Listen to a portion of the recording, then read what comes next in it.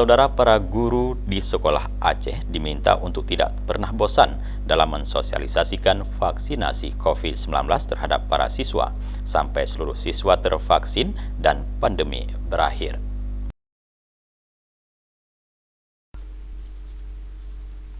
Sekda Aceh Takualah mengatakan keberhasilan vaksinasi siswa sekolah hanya akan terwujud dengan keterlibatan aktif para guru dalam memberikan pemahaman kepada siswa. Maka semua pihak harus terus bekerja tanpa bosan sampai pandemi berakhir.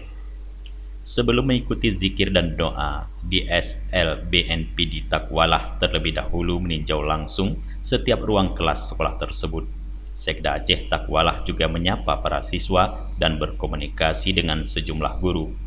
SLB Negeri PD merupakan sekolah bagi 179 siswa berkebutuhan khusus yang terdiri dari tingkat SD, SMP, dan SMA.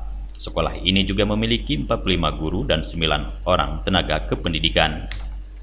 Dalam kegiatan ke sekolah itu, Takualah turut didampingi Kepala Dinas Kesehatan Aceh Dr. Hanif, PLT Kepala Dinas Pemberdayaan Masyarakat Kampung Aceh Zulkifli, Kacapdin PD Razali, serta Kepala SLB Negeri PD M. Amin.